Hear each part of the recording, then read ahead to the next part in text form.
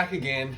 So today, episode 2 of your 5-minute-ish physio to your desk. Today we're going to talk all about plants, why you should have them. No, I'm joking. They are great, and if you can get a plant in your office, it is a really, really good idea. Dave probably knows more about that than me because he's a big hippie. What I want to chat about, so yesterday we looked at self-massage techniques that you can apply. So you're sitting at your desk, you're feeling really, really tight in your neck, and we gave you some practical massage techniques that you can use on yourself if you potentially can't come to the physio or you just want to get some treatment to get by. Today we're going to talk about something slightly different. So it's the jaw. If you are experiencing jaw tightness, don't look at my horrible facial hair.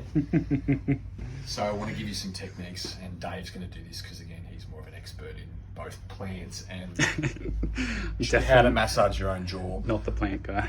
Let's swap. Yep. Social isolation wise. Right. What do you want me? I just shifted my hand was in it.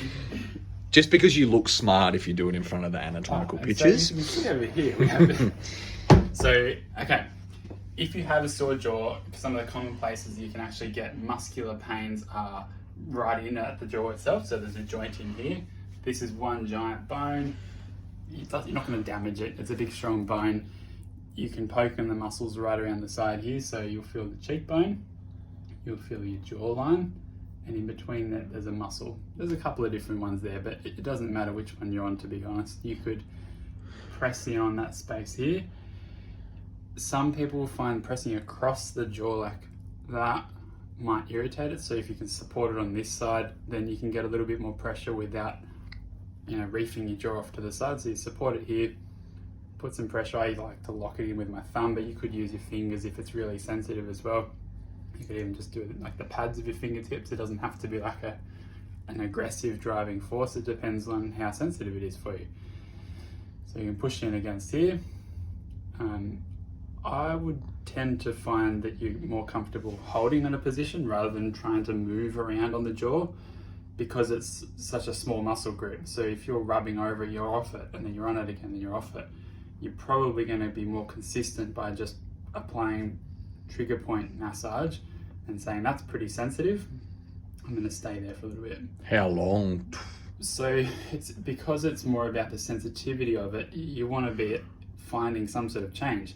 A guide might be 30 seconds at least, but it may take longer. Like it's not an exact prescription here. It's saying if you find a sensitive part, allow your body to let go and calm down enough so that you actually feel better.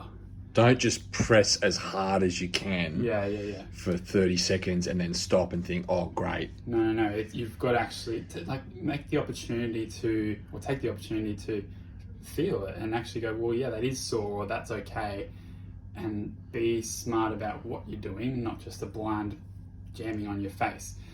If you've got a sore bit, the idea is to allow some pressure and some time to let it settle down.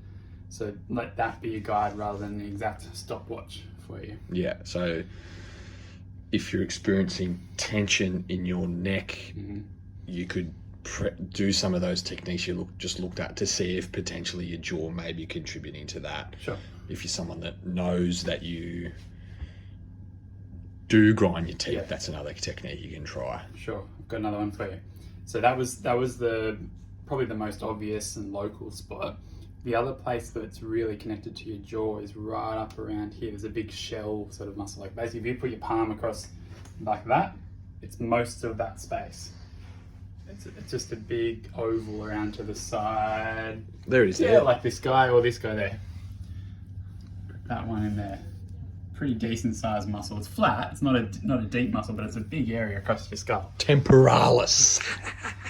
That is one of the clenching muscles as well. It's really important. We don't want to say it's bad. You don't want it to be relaxed or have your jaw open all day, but if it's clenching shut with stress is usually one of the causes, then pressing up here can actually help that calm down. So that's a source of headaches for some people. It's also a source of jaw pain for a lot of people as well. So with your hands, you're not going to do anything harmful there at all. You've got a skull there, it's pretty solid. it's going to hurt if you have sensitivity, but you're not going to do damage. Okay, so you could pretty confidently just give it a bit of a rub. And this is probably more because it is a flat muscle, one you can rub around. It's a bigger, flatter muscle, so you're not going to run on and off it. You won't lose it. It's the whole space. So you can do more of the style of massage that Tom was talking about yesterday that you do for your neck, your traps. You could do that here as well, moving across over that. That is absolutely gold, Dave. Get a plant. Awesome.